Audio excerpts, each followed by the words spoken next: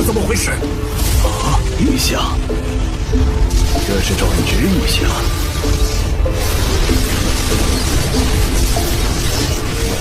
अभी हमें एक वर्ल्ड को दिखाया जाता है जहाँ पे हर एक लोगों के पास एक टाइप का सिस्टम रहा करता था जिसका नाम था प्रोफेशन सिस्टम। उस वर्ल्ड पे जो स्टूडेंट्स थे वो जब स्कूल में 3 ईयर तक इस सिस्टम के बारे में पूरी तरीके से पढ़ लेते थे, उसके बाद उन लोगों को मास्टरी करवाया जाता था इस सिस्टम के ऊपर। एंड इस सिस्टम के बारे में जो थियोरिटिकल नॉलेजेस है वो सब कुछ को भी उन्हें सिखाया जाता था। अभी हम लोगों को एक स्कूल के प्रिंसिपल को सारे के सारे स्टूडेंट्स के सामने ये अनाउंस करते हुए दिखाया जाता है कि उन लोगों का जो प्रोफेशन है वो आज ही डिसाइड होगा एंड आज के बाद वो सारे के सारे स्टूडेंट्स का फेथ इसी प्रोफेशन के ऊपर डिपेंड करेगा। अब यहाँ पे ज़िहाई फर्स्ट एकेडमी के प्रिंसिपल लू यून ये स्पीच दे रहे थे। इवन यहाँ पे लू यून ये भी बात कह देता है उन सबको कि वो यहाँ पे होप कर रहा है बाकी जितने सारे जूनियर स्टूडेंट्स अब भी है ना, वो सब के सब उनका senior and one of the most successful student in this academy जू क्वान सिंह के लेवल तक पहुंच सकते हैं अगर वो मेहनत करे तो। अब जू क्वान सिंह था एक 80 लेवल मेज जो बहुत ज्यादा सक्सेसफुल था खुद के कैरियर में एंड वो बन चुका था ह्यूमन रेस का एक पिलर। अभी हमें इस मानवा का जो मेन कैरेक्टर है वो दिखाया जाता है जिसका नाम था लिन मोयू। लिन मोयू इस वर्ल्ड पे रिबॉर्न हुआ था। उसे खुद के प्रीवियस लाइफ के मेमोरीज याद था बट बहुत सालों से इस वर्ल्ड पे रहने की वजह से वो खुद के प्रीवियस लाइफ को लगभग भूल ही चुका था एंड आज जाके उसे खुद का प्रोफेशन सिस्टम मिलने वाला था। ये वर्ल्ड एक टाइप का आरपीजी गेम था। इस वर्ल्ड के अंदर बहुत सारे डंजन्स थे एंड ऐसे कुछ सीक्रेट एरियाज भी थे जहाँ पे मॉन्स्टर्स रहा करते थे। इवन वाइल्डनेस जो था वहाँ पे भी बहुत सारे खतरनाक मॉन्स्टर्स रहता था।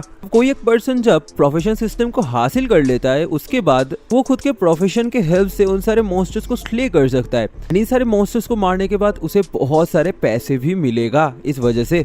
अब काउंटलेस ह्यूमंस इन सारे काउंटलेस मॉन्स्टर्स को मारने के बाद एक ऐसा ह्यूमन सिविलाइजेशन उन सारे मॉन्स्टर्स के बॉडी के ऊपर ही तैयार कर पाए जिसकी वजह से ह्यूमंस आज सरवाइव कर रहे हैं इस वर्ल्ड पे। इसी तरीके से ह्यूमन ने एक स्टेबल सोसाइटी तैयार किया है। ऑफ कोर्स इस वर्ल्ड पे भी जो मोस्ट पॉपुलर प्रोफेशन था वो कॉम्बैट क्लास के अंदर पड़ता था।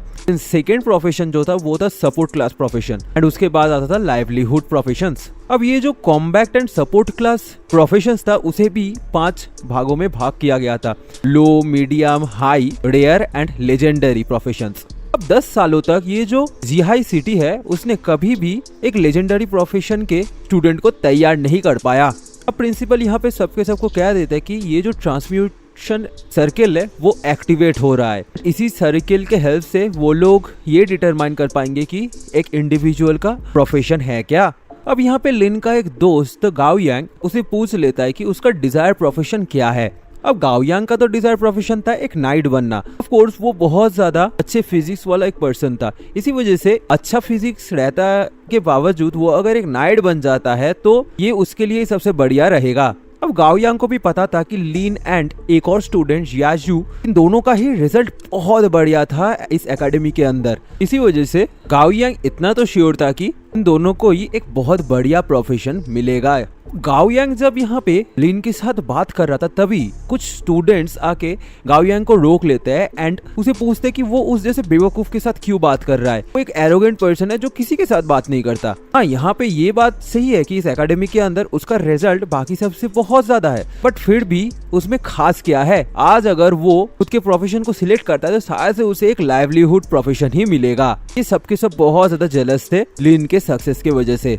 अब गाओ यांग भी उन सबको कहता है कि ऐसा नहीं कहने के लिए, बिकॉज उसे भी पता था कि लिन उन सब के साथ इसीलिए बात नहीं करता बिकॉज उसे बात करना उतना ज्यादा पसंद नहीं है। इसके अंदर एरोगेंस नहीं है असलियत पे। प्रिंसिपल ने यहाँ पे एक फॉर्मर मास्टर जैंग हुयन जिनका लेवल 52 था उनको इस काम के लिए बुलाया था।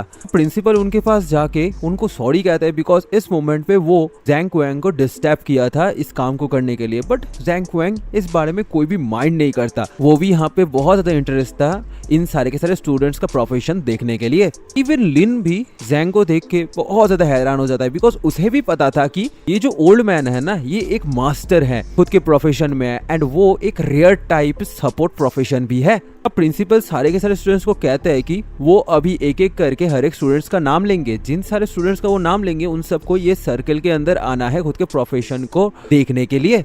यहाँ पे फर्स्ट एक स्टूडेंट आता है जिसका नाम था जूडा। वो जब इस सर्कल के अंदर घुसता है तो कुछ ही देर बाद उसका प्रोफेशन दिखाया जाता है एक फार्मर का। अब जूडा तो ये देख के बहुत ज्यादा हैरान हो जाता है, वो परेशान हो जाता है बिकॉज उसे एक लाइवलीहुड प्रोफेशन मिला था जो इस वर्ल्ड पे काम का तो था बट उतना ज्यादा प्रॉफिटेबल नहीं था। उसके भी ऊपर से वो एक फार्मर था। यहाँ पे बाकी जितने सारे स्टूडेंट्स थे वो भी यहाँ पे कहते हैं कि लाइवलीहुड क्लासेस के अंदर अगर कोई फार्मर बनता है तो सच में वो उतना ज्यादा बुरा क्लास नहीं माना जाता, बिकॉज एक फार्मर खुद के लेवल को अगर अपग्रेड करता रहता है तो वो अपग्रेड होके ग्रैंड फार्मर या फिर एक होली फार्मर में भी कन्वर्ट हो सकता है, जो बहुत ज्यादा बढ़िया है। तो यहाँ पे बाकी जितने सारे स्टूडेंट्स थे वो ये तो मानते थे कि जूडा के पास जो प्रोफेशन था वो बुरा नहीं था। अभी वहाँ पे एक और स्टूडेंट आता है जिसे भी लाइवलीहुड क्लास मिला था, वो एक शेफ था। वो यहाँ पे बहुत ज्यादा खुश हो जाता है एक शेफ प्रोफेशन को पाके, बिकॉज उसका फादर भी एक शेफ था, तो वो खुद के फादर का जो प्रोफेशन था वही इनहेरिट किया था।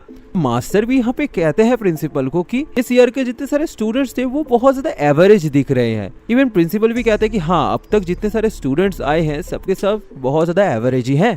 अब मास्टर तो यहाँ पे प्रिंसिपल को कहते हैं कि बहुत साल हो गए इस एकेडमी से कोई भी एक रेयर प्रोफेशन नहीं निकला है। अगर वो रेयर प्रोफेशन इस बैच के अंदर से निकलता है एंड उसके ऊपर से वो अगर एक कॉम्बैट क्लास का होता है तो सच में बहुत बढ़िया होगा उनके लिए ही।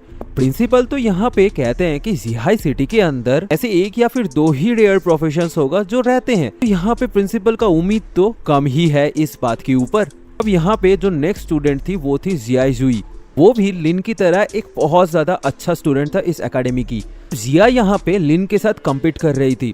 आज वो लिन को दिखाना चाहती थी कि वो कितना ज्यादा बढ़िया स्टूडेंट है एंड वो क्यों इस एकेडमी का जीनियस है। इवन दो इस एकेडमी के अंदर जिया एंड लिन दोनों को ही इस एकेडमी का जीनियस कहा जाता था, फिर भी लिन यहाँ पे जिया से ज्यादा समझदार था, बिकॉज वो हर एक एग्जाम में जिया से अच्छे ग्रेड्स लाया करता था, हमेशा से जिया को हराता था। बट आज जिया डिटरमाइन थी कि वो लिन के पास से नहीं हारेगी। इवन मास्टर जैंग भी यहाँ पे जब जिया को देख पाते हैं तो वो भी समझ पाते हैं कि इस लड़की के अंदर बहुत ज्यादा पोटेंशियल है। अब प्रिंसिपल पूछ लेते हैं कि मास्टर जैंग को ऐसा क्यों लगता है। अब मास्टर जैंग भी कहते हैं इस लड़की का जो मेंटल स्ट्रेंथ है ना वो एक नॉर्मल पर्सन से 2 गुना है, तो इस लड़की का पोटेंशियल है कि वो एक मेज बन जाएगी। अब प्रिंसिपल भी यहाँ पे कहता है कि मेज तो हाई लेवल कैटेगरी का प्रोफेशन है, बट यहाँ पे अगर वो किसी टाइप का स्पेशल मेज बन जाती है तो शायद से ये एक रेयर टाइप प्रोफेशन भी हो सकता है। जब जिया उस वाले सर्कल के अंदर घुसती है तब वहाँ पे एक टाइप का विजन आता है। अब इस विजन को देख के प्रिंसिपल तो समझ जाता है कि जिया के पास एक रेयर टाइप प्रोफेशन है। उसका इस प्रोफेशन का नाम था द एलिमेंटल मेज। सारे के सारे स्टूडेंट्स तो यहाँ पे जिया का बहुत ज्यादा तारीफ करने लगते हैं, बिकॉज उन सबको भी पता था कि एक एलिमेंटल मेज सच में एक पावरफुल प्रोफेशन है। इस एक मेज के आवर से ही पूरा का पूरा जो जिया ही सिटी है ना वो भी डिस्ट्रॉय हो सकता है। सच में यहाँ पे जिया ने एक इनक्रेडिबल प्रोफेशन को हासिल किया है। मास्टर जैंग भी यहाँ पे जिया का तारीफ करते हैं। अब जिया का जितने सारे दोस्त थे वो सब के सब यहाँ पे जिया का तारीफ करने लगते हैं। वो लोग यहाँ पे हंसते हुए कहते हैं कि इस बार तो श्योरली जिया लिन को सरपास कर जाएगी। तभी जो नेक्स्ट नाम आता है वो है लिन का। वो अभी उस सर्कल के अंदर जाने लगता है। इवन जिया भी यहाँ पे बहुत ज्यादा इंटरेस्टेड थी देखने के लिए कि लिन को क्या प्रोफेशन मिलने वाला है। प्रिंसिपल यहाँ पे मास्टर जैंग को पूछ लेता है कि इस लड़के के ऊपर उनका क्या ओपिनियन है। अब मास्टर जैंग भी यहाँ पे कहता है कि ये लड़का देखने में तो बहुत ज्यादा काम दिख रहा है, बट इसमें कोई स्पेशल चीज मास्टर जैंग को दिखा नहीं है। इवन प्रिंसिपल भी यहाँ पे कहते हैं कि इस पूरे के पूरे एकेडमी का 2 जीनियसेस है, उसके अंदर जिया तो सेकंड जीनियस कहलाया जाता है एंड यहाँ पे लिन जो है वही है फर्स्ट जीनियस। मास्टर जैंग तो यहाँ पे प्रिंसिपल को कहते हैं कि एकेडमी का जो परफॉर्मेंस है उसके साथ ये जो क्लास चेंज का चीज है ना वो लिंक्ड नहीं है। तो यहाँ पे एकेडमी में अगर कोई सक्सेसफुल होता भी है तो वो प्रोफेशन सिलेक्शन में भी सक्सेसफुल होगा, ऐसा कोई बात नहीं है। प्रिंसिपल भी यहाँ पे उम्मीद कर रहे थे कि लिन के पास भी एक अनदर रेयर प्रोफेशन आ सकता है, बट जब उस सर्कल के अंदर लिन घुसता है